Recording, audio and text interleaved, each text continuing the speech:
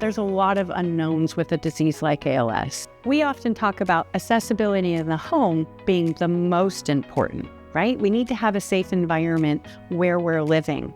But then how do we go out in the world and experience the things we want to experience? You're talking about traveling and getting out. If you're going on a trip, there's different options. What's great about these options is that you can fit them literally in the trunk of your car. When we go through the process of picking out what unit works best, we do have a system that we kind of go through to plug everything in, letting us know this particular unit is going to work for this vehicle and this power wheelchair.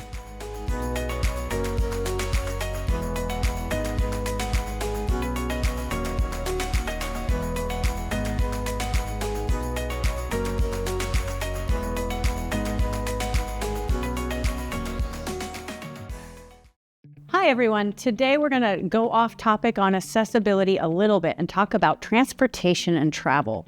Why? Why not? We can still live full lives, travel, go to the movie theaters, go to live plays, go to picnics, travel around the country. There is still life to be lived, even with an ALS diagnosis, and we want to show you how it can be done. I understand that there's a lot of unknowns with a disease like ALS, including how do you make things happen? We often talk about accessibility in the home being the most important, right? We need to have a safe environment where we're living. But then how do we go out in the world and experience the things we want to experience? We're going to need vehicles. We're going to need lifts. We're going to need scooters, all sorts of different devices. And today, that's what we're going to talk about. We're going to talk about wheelchair accessible vehicles, modifying your vehicle, or even just adding a lift on the back of your vehicle. And we're going to show you some tips and tricks on who to talk to and what that might look like. And then we're also going to dive in a little bit on transportation and travel. Why? Well, it's a learning curve, right? When Matthew was diagnosed, about 7 months after his diagnosis, we took a trip around the country, several weeks. It was a trip of a lifetime. And he was still able to walk at that time, but we had to travel with a scooter and all sorts of different durable medical equipment. So if we're going to plan traveling, we need to be extra prepared. Make sure we have all the things we need for a safe adventure. We want to talk about those things, but we also want to talk about, as the disease progresses, how do you still travel? Well, that's easy. You just need to know the right words and who to talk to. So we hope that this video is valuable information for you. And as always, if you ever have questions, feel free to reach out to us. We're happy to answer questions along the way. So when planning a trip, what's the distance you're going? What are the activities you're wanting to do, such as movie theaters or zoos or aquariums? Look on their websites for their accessibility and how accessible they really are. Now, when Matthew and I took that trip around the country, his ability to walk was still pretty good. And so traveling was not as hard. But once he wasn't able to walk anymore, that changed the way we traveled. It didn't stop us, it just changed. And we learned some things along the way. One of which, call ahead to your hotels. Don't ask them if they have an ADA hotel room.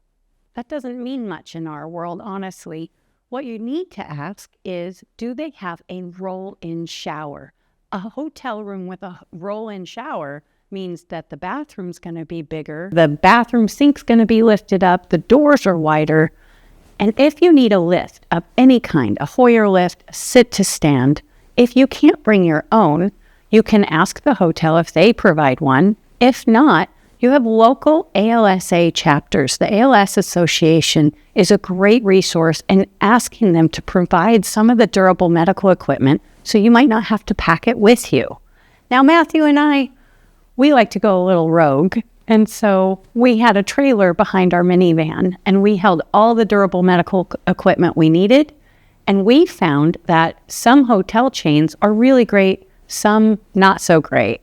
So that's why I mean call ahead. The Holiday Inn Express around the country, we've always been pretty successful with.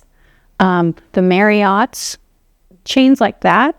The smaller hotels might not have full accessible features. So that's why you want to call ahead. You don't want to be surprised that it's not what you needed when you get there, because that can add stress to a trip.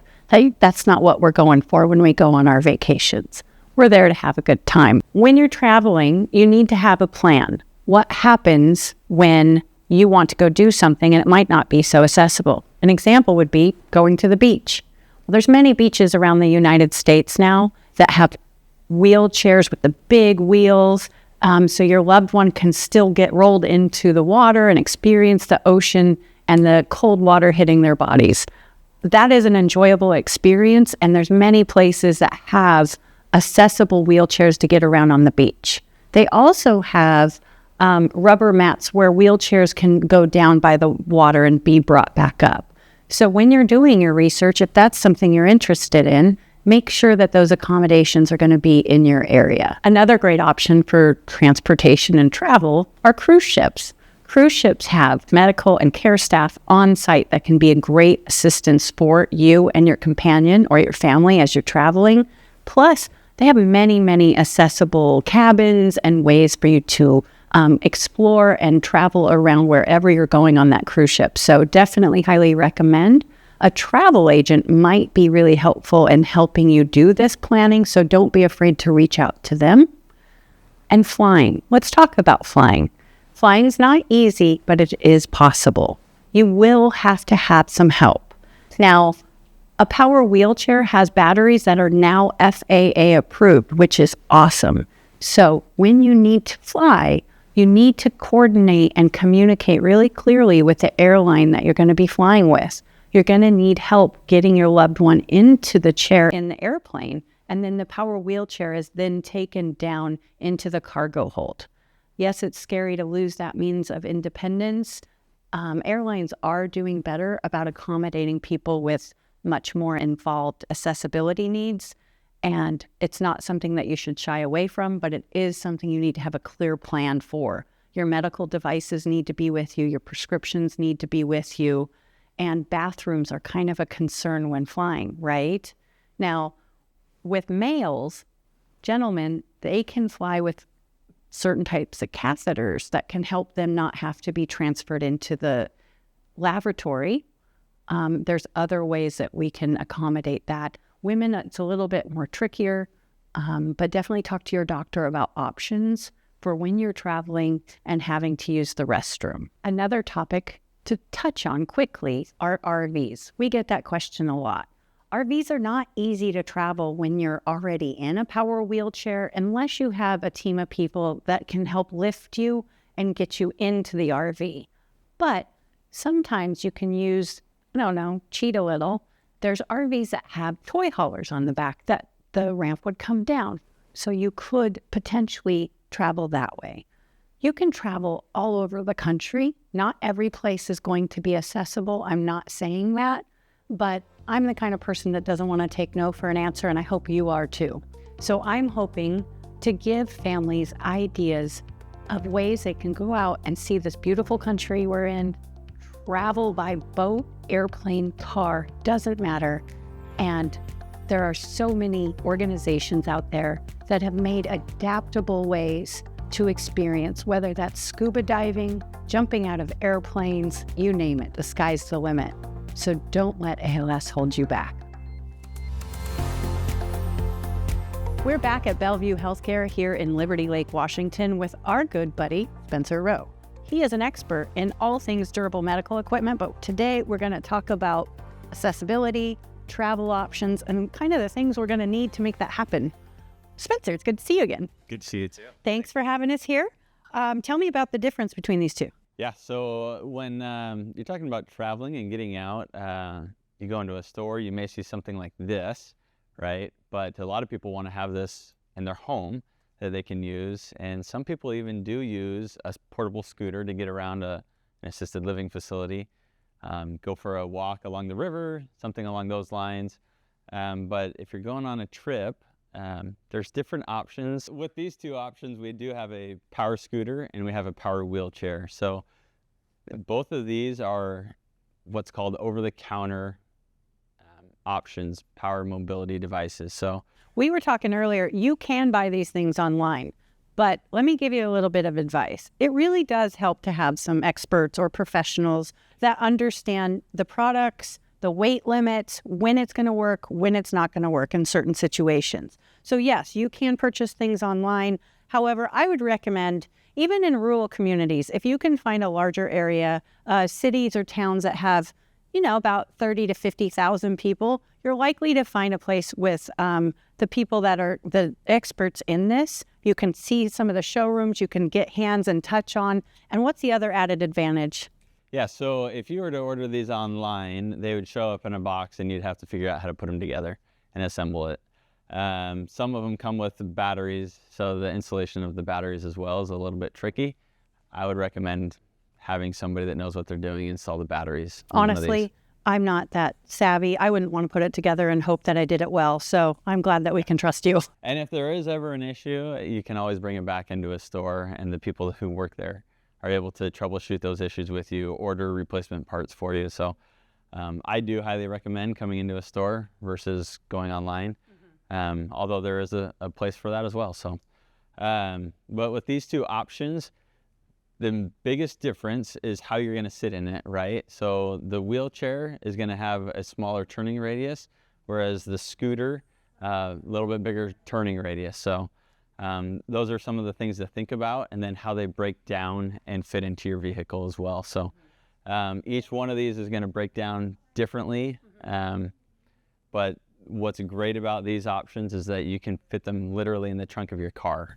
I've seen many families when they're in the beginning stages of ALS. These are great alternatives for energy conservation, being able to get out and about, and to just keep enjoying life, right? That's the point. Yeah, and like you said, kind of beginning stages of ALS, these are not long-term solutions. No. These are very much temporary options for you. If you're going on a trip, your power wheelchair may be 500 pounds. It's not easy to travel with, but if you want to even go on a cruise, you can take these options on a cruise if you wanted to do that as well. So yeah, they fit in the car, they're easy, but not a long term. You're not going to spend all day in either one of these. Right. So while these are great solutions, they're not long-term solutions, but that is what we're doing today. We're trying to show you every alternative and opportunity so that families can still get out and enjoy nature, enjoy the museum, enjoy whatever the things that they like to do. And I just appreciate you inviting us back again. Absolutely. I think we're going to bring Mario in and start talking about lifts and how they go on cars.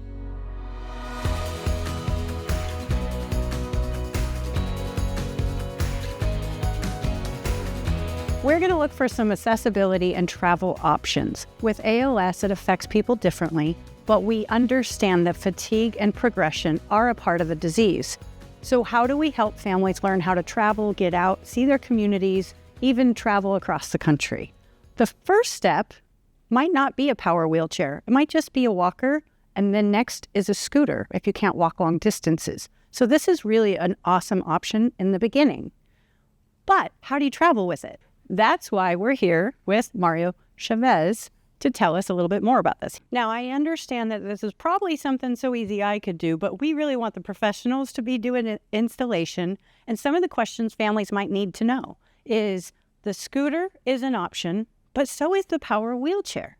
If the person has the ability to still get in and out of their wheelchair, they're not quite to a power wheelchair accessible vehicle or a wheelchair accessible vehicle. This is an option to actually put power wheelchairs on as well. But what's the weight limit? So on this one here would be 350 pounds, but there's different options that you can pick from. They do have an HD version of this unit here that goes up to 400 pounds. So it really just depends on the power wheelchair itself and the vehicle that we're going to be installing it. What kind of vehicles can this be put on? So this one can go on a variety of SUVs and crossovers. So that's why it's the 100 version of it, which is it's a lot lower to the ground than the HD version would be. So subcompact. We've even done them on cars, 4-door sedan. I was going to ask, so can you do cars? Can you do... Yep, we can do cars. How about a Mini Cooper? I mean, that might be a bit tough, but when we go through the process of picking out what unit works best, we do have a system that we kind of go through to plug everything in. And it'll give us a list. Sometimes it'll be 1 or 2, sometimes it'll be up to 5, letting us know this particular unit is going to work for this vehicle and this power wheelchair. That's why we need to know the vehicle, the power wheelchair. Yeah, so giving them the information. But I think a lot of people feel hindered by their accessibility or their limitations, and understanding that there are now ways to, if you have a pickup truck, to get a lift in there to get this or your wheelchair into it. And we're also going to be talking about wheelchair accessible vans and options there as well. But this is a great option for people that are newly diagnosed and aren't quite to the point where they need the power wheelchair all of the time. But this still gives them the freedom and independence that they need to get out into the world and explore. Mario, will you walk us through kind of the beginning and mid stages with ALS, what you would recommend? Car, truck, minivan? So what I would recommend right off the bat would be a pickup truck. And the reasoning is the power wheelchairs that, they end up using are on the heavier end, units between 400 to 500 pounds. Right. That being said, having a pickup truck is going to be a whole lot easier to put that unit in there than it would be on the back of a minivan, on the back of a... But not impossible. Not impossible. We can get them in there. But it really also depends on, it always goes back to what kind of power wheelchair, right? Because when it comes to a power wheelchair, some of them are fixed backs, right? So on the back of a minivan, that option of folding the seat down, it's just not an option. So on the back of a pickup truck, you can easily lift it up and you don't have to worry about anything folding because it just swings right in and sets down. But let's say that families with ALS, they don't have a lot of resources. So we want to keep costs as low as possible. They want to use their own vehicle for as long as possible to save up for that wheelchair accessible vehicle. So really what I'm hearing is this is an option. It's an alternative, and just work with the professionals to see what's going to work with your scooter or wheelchair type and the type of vehicle for the lift. Yeah. Is that what I'm hearing? No, yeah. You'd be surprised at the amount of the kind of vehicles that we can put these in. It really just depends on the weight of the tow. Did I hear you earlier say you could put one on a 57? No, 56. I actually put one on my 56 Bel Air. 56 Bel Air? 56 Bel Air. Accessibility doesn't have to be limited. Let's go look at a vehicle that has a lift. Happens to be my vehicle. So let's go take a look in the parking lot. Mario, thank you so much for coming out here. I want to show the audience a little bit about how this works, but this is my minivan. It is a side entrance and it is for power wheelchair accessibility. So we wanted to bring you because you're our expert on all of these things. Tell me a little bit about this. Is this common? So this isn't common, and that's due to the price point. A vehicle like this, 100,000 plus, and even on the lower end, you're looking at between $30,000 to $40,000 With high mileage. With high mileage. Yeah. And we've looked at a few of them that have come by our Yakima location. With 130, 140, 150,000 plus, and they're paying, $30,000, $40,000 for these vehicles. Yeah. So while they are great vehicles, or they're great, great to, have the power wheelchair stored in there, just having them accessible to everybody, it might not be there. We're not there yet. We could start on a lower cost level with the hitch on the back of the vehicle with the ramp, the lift system added. And then that gives people time to look for a vehicle that's going to work long term. Yeah. And this is, like I said, our vehicle. We chose a side ramp option for entrance. What is the pros and cons of a side versus a rear? So when it comes to something like this, it's also accessibility when it comes to the parking lot, right? Mm-hmm. If you don't have access to have this come out, at that point, the family member's stuck in the vehicle until you're able to find something. At times, even when it comes to handicap accessible locations, they're closed off. So trying to find somewhere where you can park and essentially let the system out is very difficult. When it comes to a rear mounted hitch, you can pretty much unload anywhere. Right. You can stop, unload the hitch, and then you're good to go. Yeah. I know Matthew and I have had multiple troubles with trying to find van accessible parking for a ramp to have the space for him to unload and then get out. So for those viewers who aren't aware, the stripe lines next to a handicapped spot is actually so vans have room for unloading their person safely. So try to avoid those lines and stick in your parking spot for those people not getting stuck in their car. We're going to invite Spencer here to kind of demo how to get into a vehicle so you can see just how easy it is.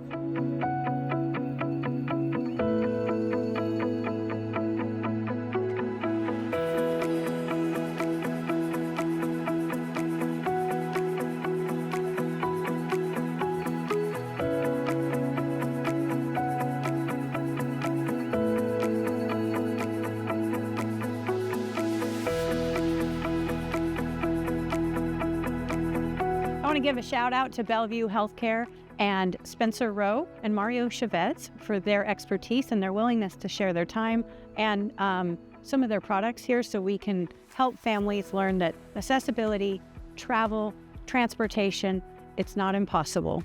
We hope all families find value in this, and if you have any questions, reach out to us, mattsplacefoundation.org.